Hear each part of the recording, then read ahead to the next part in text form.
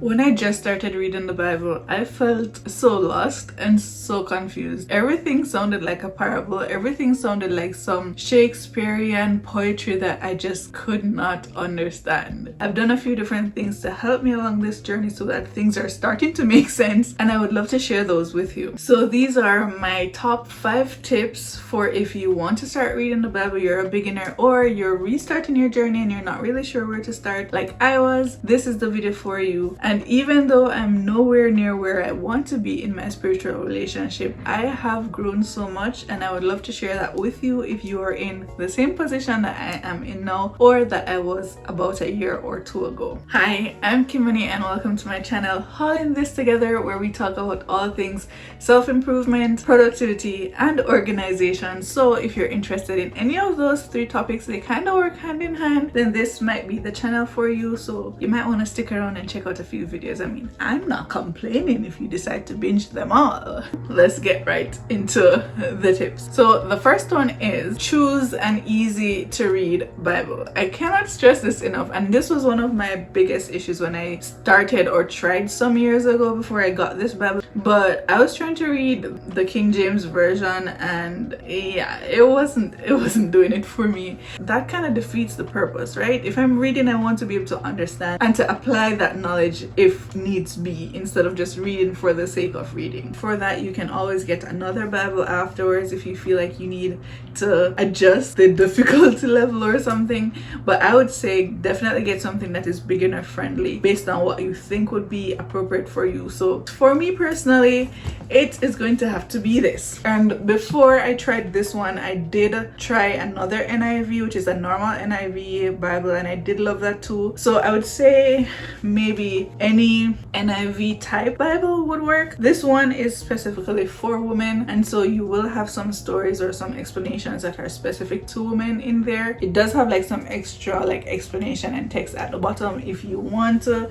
and it does have some pictures and stuff. Like when you do start a new chapter, it gives you a breakdown of the author, the date, the background, setting, purpose, audience, literary characteristics, themes, and just about anything else that you need to know before going in. And of course, if you're still not sure which one is best for you and you don't want to spend money getting like 5-10 different types of Bibles, they do have online versions, so you can just do some research, find some online versions, do some reading to see which is easiest for you to read and understand before you go and buy a physical copy that you have to commit to. Tip number 2 is to have a reading plan. Just like anything else that you want to tackle in life, having a plan will help you so much to get to where you want to get to. I do have an order that I read the Bible in for myself that I will share right here on the screen, so you can screenshot, try it this way if you want. It kind of starts with like easier books for you to get to know Jesus a little bit more, understand who he is, his story, and all of that. I have tried reading the Bible in the order that it's listed, like Genesis, Exodus, Leviticus, but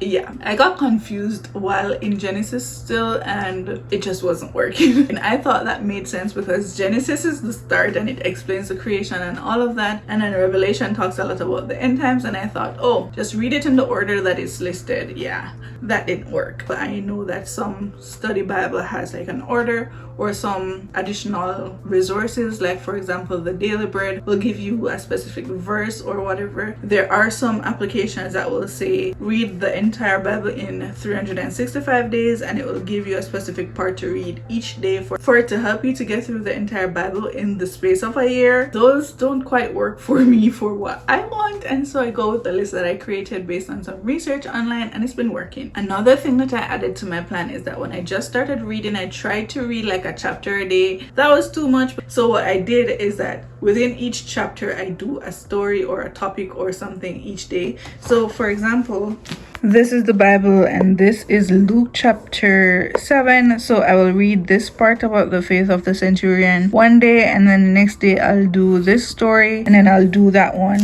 and I'll just kind of move on doing that. So each time I see a new title or something, a new story starts, then I will do that on a different day. Tip number 3 is probably the most most important, and that is to set aside time for your reading. If you do time blocking like I do, or you have a to-do list or routines or whatever it is, if you have some structure to your day, ensure that you know what time, when, where, how you will be doing your Bible study or your devotion or your whatever you want to call it. Ensure that you have a dedicated time set aside for that, because if you just decide that you're going to read every day or however often, twice per day, whatever you decide, and you just say that that's what you're going to do, but you don't actually be intentional with when you're going to do it or where you're going to do it, you're probably not going to do it because you're probably going to go through your day, especially if you work a 9 to 5, and say that you're going to do it in the morning. You probably wake up late, or you get so busy you forget, and then you say you're going to do it in the evening. You get home, you didn't remember about it, you got busy or you got tired and you went to bed, and the cycle continues. So be intentional and set aside some time. For me personally, I like to do this as one of the first things in the morning because it helps to set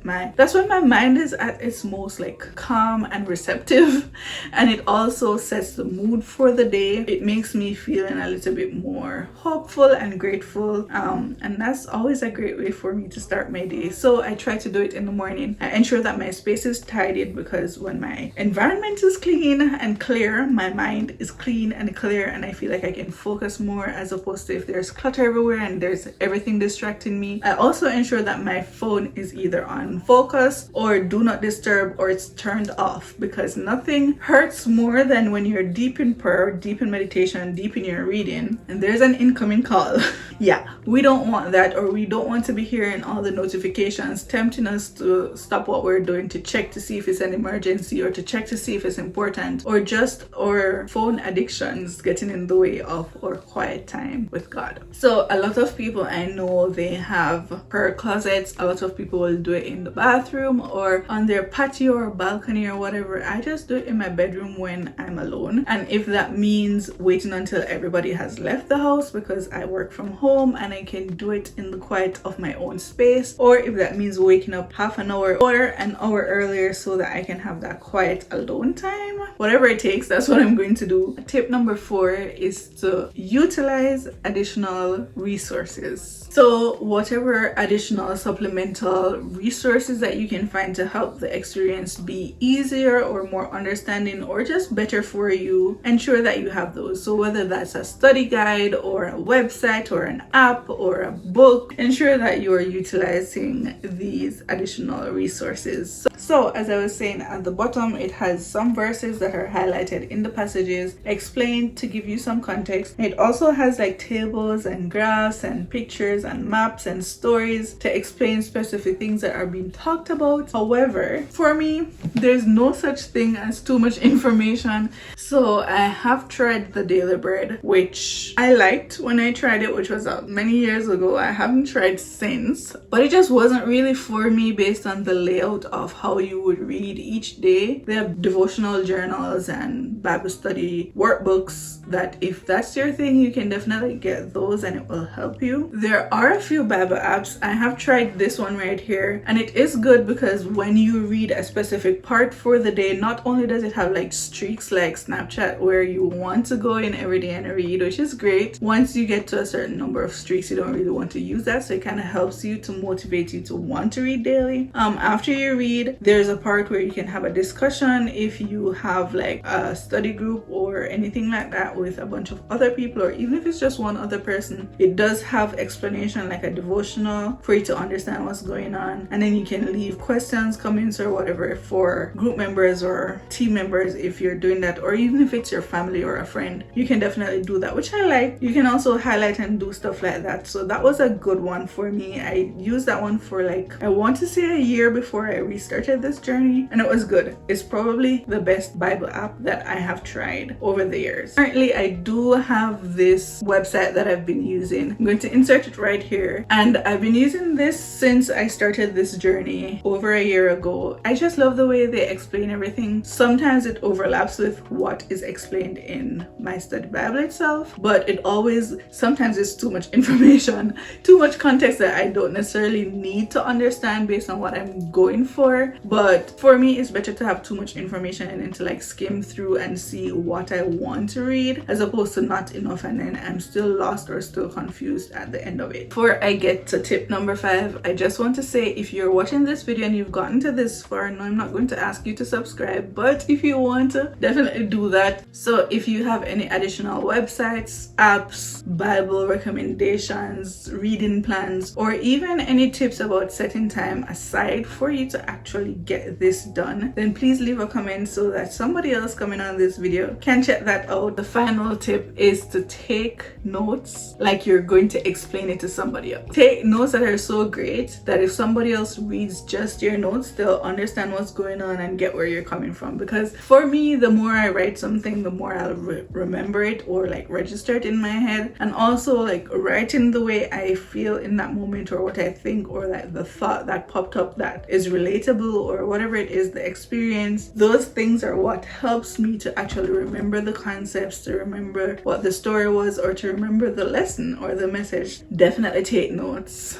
and use an outline. For me, having an outline kind of goes with having a plan. For me, I keep my outline in Notion like I do with everything else in my life. And if you want to watch my Notion tour, if you're into that kind of thing, then you can check out the video right here where I give my Notion tour. Notion is just an organization / productivity project management software / app type. It's like everything that you could ever want, and I use it to keep and organize all the different aspects of my life. So my devotion journal, my Bible study, all of that is kept on my Notion. And so I do a combination of 3 things. I highlight as much as I can. So as you can see here, I have certain parts of this that stood out to me or that I want to remember highlighted, and I also have sticky notes of either my thoughts or my interpretation, or this says reminder to self, so something that I wanted to remember whenever I reread this, maybe something that stood out to me at the time. So I do those 2 things, and I also have an actual like journal type thing in my Notion where I write my thoughts and then I journal on them if I need to. Here is my devotion template, which is also in my full Notion tour if you're interested, but let's just focus on this for right now. So here where you have devotion template, this is where I would put whatever title I want to give to my Bible study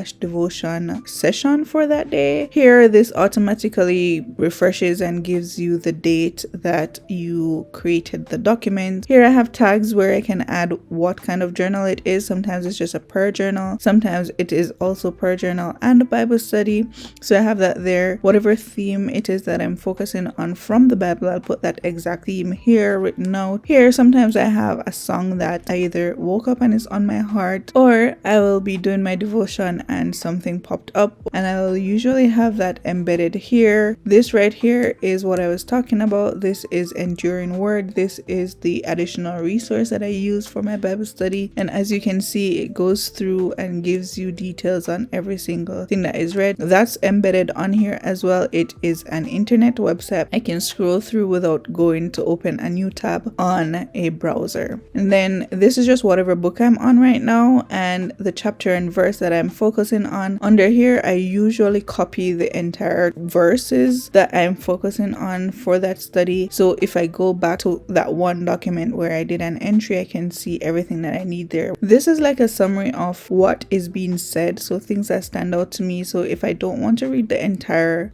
Bible study entry, then I can just read the summary to kind of refresh my memory. And then here, usually I write the summary based on what is explained here, but the my thoughts part is usually like what my take is, what I got from it, the message I think it's saying to me, or sometimes I'll relate it to my real life. Every single time I do an entry, I try to write at least 3 things that I'm grateful for, and so I just list them here and I have them kept there. This helps me to focus on the positive, and even if I'm praying for something specific or I'm longing for something to change in my life and it's not changing, I ensure that I focus on the things that I'm grateful for, the things that I've already been blessed with, instead of focusing on the things that I would like to change. Sometimes I'll do a separate daily journal entry, and then sometimes whatever the message is that are from like my thoughts or the summary, sometimes I'll feel like I need to journal through wherever I'm at before doing my prayer, and so I'll journal here if I have additional thoughts that are just like different from here. And then this is where I actually do my prayer journaling. So I write all my prayers. Most of them are like in point form so that I can go back to see what exactly I was praying about, so when my blessings do come in, I can go back and be like, yeah, I prayed about this on this date and now I'm living in that blessing. It kind of helps me to keep track also of all the great things that are happening in my life, the ways that God is blessing me, instead of focusing on all the things that I'm lacking or the things that I'm wanting in my life. Okay, just to recap before I close this video off, my 5 essential tips for Bible studying for beginners to help to unlock your faith are to 1, ensure that you have a version of Bible that's easy to read. 2, ensure that you have a reading plan. Don't just decide that you're going to read and not know where you're starting, how many pages you're reading, or how many chapters / verses you're reading. Don't just dive in head first without a plan. Number 3, to ensure that you set away quiet time so that you can focus on your reading. 4 is to ensure that you are utilizing additional resources. So whether that's a website, an app, or like a study Bible or a study guide, whatever it is, ensure that you have something else to supplement the Bible and your reading so that you can get all the information, the context that you need. Number 5 is to ensure that you are taking notes as if you are going to teach it or explain it to someone else. Sticky notes works, so does highlighting, but having a prayer book or journal also helps really